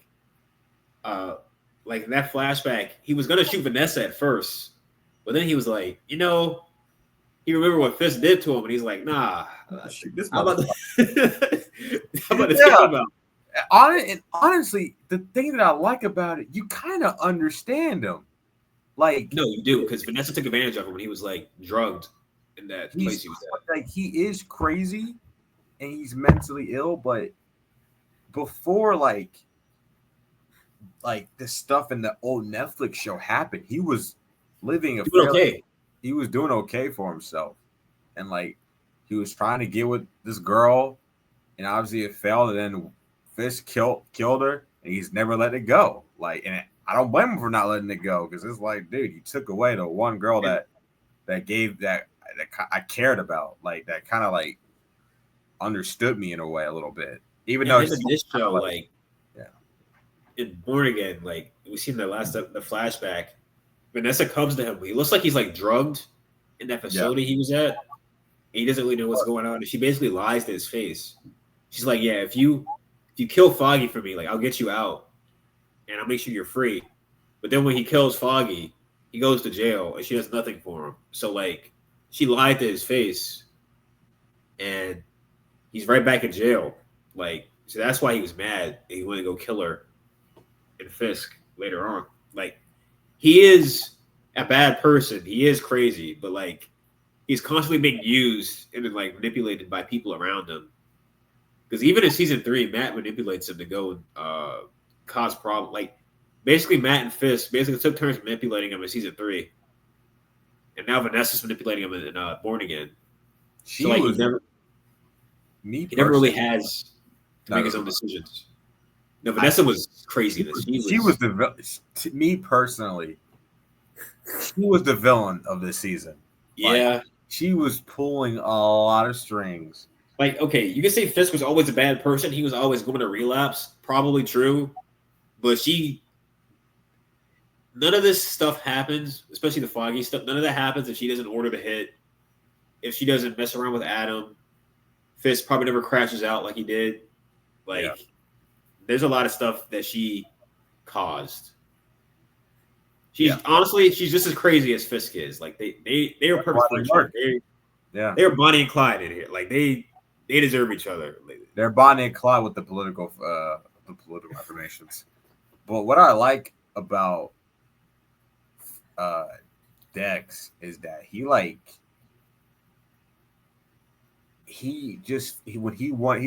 going to kill Vanessa, and he sees Fisk, and he's like, "Nope, I got to kill this motherfucker." Like, I'm gonna be real, Matt. You should have moved out the way, bro. You shouldn't have gone out the way. I get why he did it. Yes, I get it.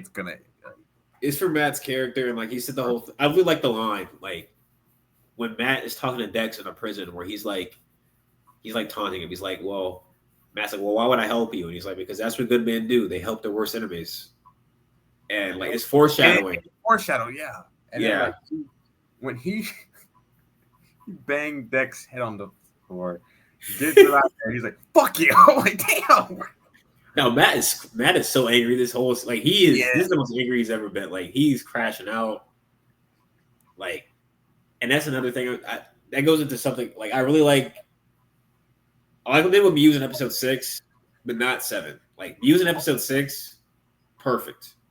I just wish they did more with him. Like that, I was really excited for Muse because in the comics he's really cool. Yeah, he's like a Batman villain in the comics. Like he's fucking horrible. He's crazy. Like no, imagine he's a psychopath. Imagine a Muse and Bullseye fight. Oh my god, dude. Oh my! I want Muse to be Punisher. I mean, I want Muse to be Punisher. I wanted Dex to be Punisher. That's not season 2. We need Dex to meet Punisher. We need that. Like you can't. No, I'm sorry. We have come too far. We need this to happen. Like it's the fact that they haven't interacted at all is just crazy. I mean, he knows who he is because he said Bullseye in episode 4. Like, so I want to see a fight between these two. Like imagine freaking Bullseye just throwing shit at Punisher. And if those two fight, somebody's dying. That's the only thing. Yeah. How did you feel about Heather? Like, how did you? I was kind of indifferent to her, and I don't agree with her at all about the Matt stuff. I think that was kind of dumb, but I also get where she's coming from because, I mean, she's not entirely wrong about Daredevil. Like, it is a way for Matt to unleash his anger out on people, and she doesn't know it's Matt. First off, she just sees like. I get where she's coming from, but she only sees half of the picture. Like, there is a part of Daredevil that is just unleashing anger on people, but he's also a hero. Like, he's also saved a lot of people. He saved Angela. Like, he saved a lot of people. but she doesn't see that. All she sees is like the darkness and like the angst and like the anger that Matt has that he hasn't dealt with, and she's just hyper focusing on that. Which makes sense. She's a psychologist. I mean, that's what they do. Like, it makes sense that she thinks The that problem way. is like you're that way, and like you read people's problems, and But like, she can't read Fisk. That's what doesn't make sense to me. Like, you can't see through him. Like, but you can see through Matt. No. The thing is, like, she can't, and she still she was skeptical about him when she even asked us, like, is he like abusing you and stuff? Like, Yeah, but now she's like falling for his like. She said, "Oh yeah," like she's drinking the Kool-Aid. Yeah, I don't know. That felt kind of rushed to me. Like, I don't know if her character, based on how she was set up, would do that this soon. I felt like there was something missing there. But now that Karen's back, it kind of feels like they're clearly setting up like a thing between Matt, Karen. I don't. It's gonna be weird because I think Elektra's coming back too soon. That's gonna make things even weirder. But listen. I like Karen with Frank. Yeah. I like Karen with Frank. I like Matt with Elektra, but like season 2 when he was with Elektra, I enjoyed it. Like, it was good. But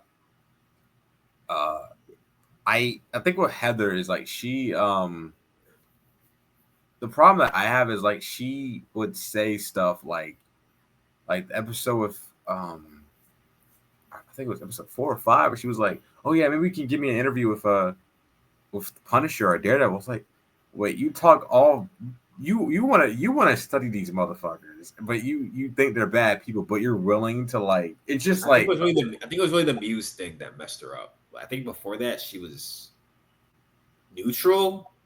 Yeah, with the Muse stuff, like, and the creator did say that the Muse storyline is going to continue into next season. So I don't know what that means because motherfucker looks pretty dead to me. Yeah, but, he looked fucked up, but but maybe like Heather's gonna be like haunted by like visions of him or something, or like there's a cop. People think it's a copycat killer. It's like a ghost face type thing where there's another Muse. What I like is that how they spun a task force, because your comics, the task force is fucked up, and like they nailed it with the task force, really. But they did in the last episode to that one dude with the phone. They burnt. I was like, Jesus Christ! His hand. They shot him. Yeah, and they put the mask on him. Yeah, the guy at the party where they burned his hands in the fryer. That was fucked up. That guy needs to. I hate him so. I hate Powell. I hate him, bro. I hate his guts. Him and the other dude, the one that killed the White Tiger. Like, oh yeah, both of those sons of bitches need to go in the Punisher series. I mean, that's another thing. I really like the dirty cop storyline. Like, that's another political thing with the Punisher symbol stuff. Like, if you know about that in real life, cops using the Punisher symbol, and what Frank said to him, like at the finale, like, you don't know me. Yep.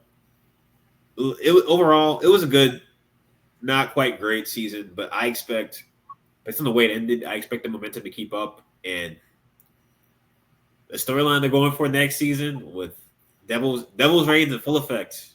Yeah, it's happening. Can't wait. But we're like, the task force is out. Matt's trying to put together a team. We're here. We're getting a black suit next season.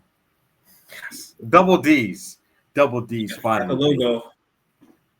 Still can't. I don't want to say why I don't put that shit in a red suit, but Yeah. I give it a 7.5, I think. Maybe 8. I don't know. Between those two. It was good. I give it a 7.5. It was good. Decent start. All right. I think that is too. All right. So, for our final topic, Archie, do you want to introduce it since it was your idea? Okay, so we are going to be talking about Fantastic Four and Superman. If you've been on like any social media site, there has been like, ever since like it was announced that these two movies were coming out in the same month in a span of like 2-3 weeks, there's been like relentless like people like debating on what's a better movie, and that's fun. It's all good fun and whatever. But ever since like we got like descriptions or set photos or like trailers, it's just been like nonstop. Like if you're like on one side that's like, oh yeah, you're more excited for Superman and like you're a hardcore Superman fan, you're like nitpicking the Fantastic Four trailer and like you're nitpicking anything that comes out of it. And if you're like hardcore Marvel fan, Fantastic Four fan, you're nitpicking and you're bringing down the Superman trailer or anything that comes out with Superman, and like vice versa. And it's just been like really annoying how like when, and these are people that online that say like, oh yeah, they claim that they want both Marvel and DC to thrive, and like they both want them to be good, and like, you know, and you should want that if you call yourself a comic book fan. But like I'm just seeing every day, especially when something comes out of one of these movies, like somebody's just tearing it down, and like it's not even criticism, it's just someone trying to prop up the other project because they don't want that project to be better than this project. And it's like I really wish I would have much more respect for people if they just come out and said, yeah, I want like Fantastic Four to be better than Superman, or I want Superman to freaking blow the roof off like Fantastic Four. Like, and obviously people are not going to make that claim, but it's just this discourse around the two films have been like very toxic and just unnecessary. And it's like I see critiques like with Superman, it's like, oh well, they're marketing crypto too much, or they're relying on crypto because Superman's not interesting. It's like, what are you talking about? And then like people, I saw this one dude like critique like a shot from the Fantastic Four, and he says like the Thing looked bad, and it's like, what are you talking about? Like that doesn't make any sense. Like to me, the Fantastic Four is a first MCU movie where it doesn't look gray. Like it looks like it has style to it. Oh. Well, it literally looks so different in the MCU movie. And then with Superman, like people are like critique like James Gunn that he's in, you know, set photos too much. And it's like nothing that these movies do like just pleases anybody. Like it's just like someone trying to tear like one of them down, and it's just like there's so much good coming out of both films. Like whether it was a trailer from Fantastic Four recently, like the featurette that James Gunn released for Superman was fucking amazing, and I just see someone like tearing it down, like, oh, this is just a James Gunn glaze fest. It's like, well, no, it's like this is. What do you mean? Like it's literally a featurette of him talking about the movie and the people involved talking about how much they trust him. Like, why not? That should give you confidence. I mean, obviously, yeah, you could say like they're just saying it for the camera and because they're on the contract, yeah, whatever. But like, it's still like refreshing to see, like, you know, the robots were like they're practical. They weren't CG. Like, they're putting so much effort into that movie. And the same thing with Fantastic Four. Like, it's just like they're doing so much that they haven't done before, and that's a breath of fresh air for the MCU, in my opinion. Like, they're say what you want about like the castings of the Fantastic Four, whatever, but one thing's for damn sure is that like they're taking risk with that movie and they're putting more a director's vision into the film. But I just really don't like the discourse around like these like films. Like, I really think they should be more talking. Like, obviously we have to see the movies and they have to be good, but just so far from what we've seen, I would have liked to have seen like more positive like conversations around them. And I know it's there, but like just the negativity just is outweighing both of the films, like in my opinion. And I'm looking forward to both films. I hope both films are fucking amazing. But I just know when July fucking hits, it's just gonna be nonstop fuckers on Twitter just talking about like something, a poster or a new poster, a fucking new trailer, or like, oh well, it made this amount. Like, it's just fucking annoying. I don't know how you guys feel about it, or have you seen any of shit. You want to go, Noah? I had to go on. I mean, like, I think we just. I think we just live. That's just the day and age we live in. Like there's always going to be a group that's going to hate on DC or Marvel or specific movie for whatever reasons. Normally to defend something that didn't work out for them, or that they wanted something to happen that didn't happen, or it wasn't good, and they're just holding on to some hope. Snyder fans. But I mean, like, you put the two movies out at the same month, practically the same time. Like, there's gonna be a bit of a rivalry.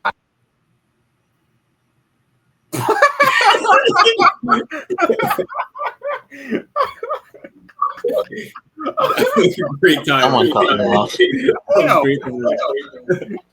Marvel or DC just cut me off there. I'm Team Superman. Sorry, just kidding. Well, not really. I don't know. No, I'm playing. Am I? But the thing is, if you said these are people. The reason why I went off on a rant and I had to talk about this because these are people that I see on Twitter that claim that they want, and even YouTubers that I like that claim that they want the movie to be good. And there's this YouTuber that I watch. He said that he's a massive Superman fan, but he claims to be a fan of both, like Marvel and DC. And he said he was trashing the recent Fantastic Four trailer, and he just wasn't giving actual critiques. It just sounded like he was trying to spew a narrative. He's like, oh, this just looks bad. And it's like, well, even the person was asking him what looks bad about it, and he wasn't saying he just wasn't saying any actual critiques. And it's just, if I would much rather people just say don't claim that you want both films to be good, and you're not if you're giving criticism, give actual criticism. Don't just give criticism because you want one to be better than the other. If you want one to be better than the other, just fucking say that. It's okay. It is what it is. I don't know why people just don't just admit it, I think that was my tangent. I had to do it. I think it's a couple things. I think Noah's right. People social media has enabled people to be more toxic and negative than ever, and it's just getting worse. But also the Marvel v DC thing has been going on forever. Well, it's been going on in comic spaces forever, and then the movies. It dates back to the Snyderverse era. That's fine. That's gonna be there. That's not my issue. But it feels like with this, it's a lot stranger because the movies seem to be going for a similar thing. They both seem to be more hopeful and optimistic. Yeah. And also they're both trying to revive. I mean, Superman hasn't had as bad as Fantastic Four has with the franchise being terrible. But they're both trying to revive basically dead franchises. Fantastic Four has had a terrible track record of movies. Yes, Superman has been more mixed. It started great with the first two Donner films, and then Superman 3 was very odd movie. If you've never seen it, with Richard Pryor. That's a weird movie. Don't watch it. Don't. It's just weird. Save your breath and time. Movie's Superman 4 is a piece of dog shit. Quest for Peace is so bad. It's terrible. So bad. And then Superman Returns is. I think Superman Returns is good. It's fine. It's got some weird stuff in it, but it's pretty good. Man of Steel.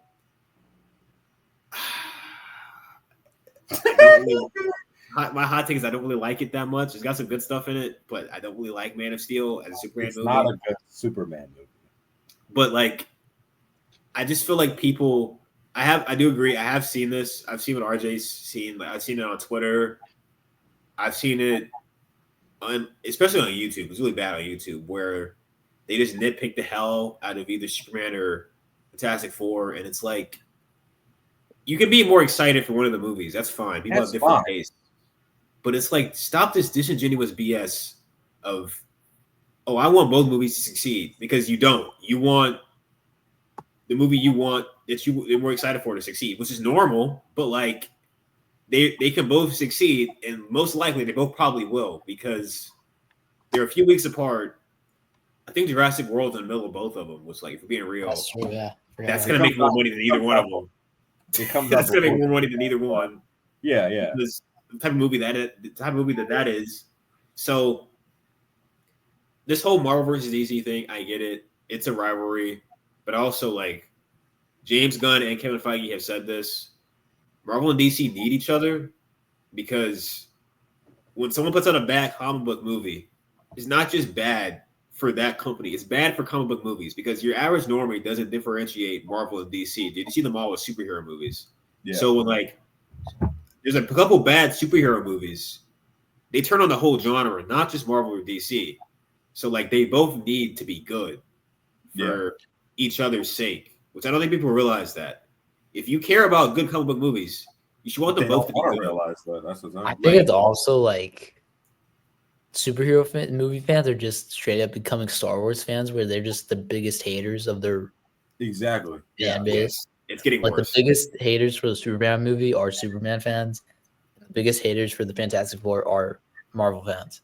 A lot of the let's call it what it is. A lot of the Superman hate is Snyderverse, Snyder fans too. Yeah, exactly. That's what most of it is. It's just them being like, "Oh, the Snyderverse is over, so I'm gonna hate on the DCU for some reason." It's like, dude, you can't claim to be a DC fan when you keep on like hating on new stuff. You're not a DC fan. You're just a Snyder Glazer. I'm sorry. You don't even like DC. You just like Snyder. And if you like Snyder that much, go watch his Rebel Moon movies. Oh wait, no one watched that shit. Like, no one watched that. Like, you're not a DC fan. Stop pretending to be. You don't care about DC because if you did, you realize the Snyderverse, as good as the Snyder Cut was, the Snyderverse was a sinking ship. So DC had to do what they had to do. They had to start over, which they're trying to do. Like, give James Gunn a chance. Give Fantastic Four a chance, and we'll see how both movies turn out. Like, I don't know why. Like, nuance isn't possible these days, but people just don't seem to be able to, like, I can be more excited for this thing, but also I'll check out this thing. If you don't want to, then don't. But, like, don't spend so much of your time hating on a movie that hasn't come out yet. I just don't get the point of that. Like, I don't know. Yeah, but it's like when you look at these people's pages, it's like, yeah, you're more of a Marvel fan. Yeah, of course you're going to say something about Superman that doesn't look good. And then vice versa. It's like, bro, come on. Like, stop. And it's like, dude, like, I think I'm equally excited for both movies. I am too. But like, if you put a gun in my head and ask me who what I'm more excited for, it's like I'm more of a Fantastic Four fan because I like them in the comics, and I think that they deserve to be done well on the big screen for fucking once. Like, don't get me wrong, Superman does too, but like at least he has the Donner films. Like Fantastic Four doesn't have a good representation. That is a very fair point. Like he'll always have Christopher Reeve. What does the Fantastic Four have? Like, but I'm excited for both. Like, I think they're both going to be great, and I hope they're both great because the genre needs it. And like, I would hope that I can have two good comic book movies back to back, which I feel like hasn't happened in a long time because it feels like every time a good one comes out, there's a bad one right afterwards. Yeah, like, I want to come on here and like have a debate on like which, like, I want them both to be so fucking good. I want to come on here and have a debate on which. Yeah, it's actually like a difficult debate. Yeah, like probably will. Yeah, like, and this is the first year that Sony's not putting out a steaming pile of dog shit. Thank you for that. Doing everything. So thank you for that. Maybe this could be actually a good year for comic book movies. We can pretend Brave New World didn't happen. Yeah, not off to a great start, but we can pretend that didn't happen. Hopefully, Thunderbolts next week will. Yeah, Thunderbolts get reviews. It's getting good. It looks good. Hopefully, really the genre can get back on track because God knows it needs to be back on track. But, damn right. Well, on that note, that was episode 9 of Cinema Kings. Thank you guys so much for tuning in. Hopefully we'll be back and consistent for the next coming weeks as our school and work and stuff slows down a little bit and more movie news starts happening. That means we'll be more consistent. Yeah, you guys can follow us on Instagram at Cinema Kings. On TikTok, you can follow our individual accounts. Subscribe to the channel if you haven't already. Follow us on Spotify if you want to listen there, audio only. And we'll see you next week. Go see Sinners. Go see Sinners if you haven't already. I'll be a Thunderbolts review next week, right? Yeah, right. Thunderbolts. Yeah. Yeah, and we'll see whatever news comes out. Between now and then, there'll be something. Yeah. All right, guys. Thank you for watching. Peace out.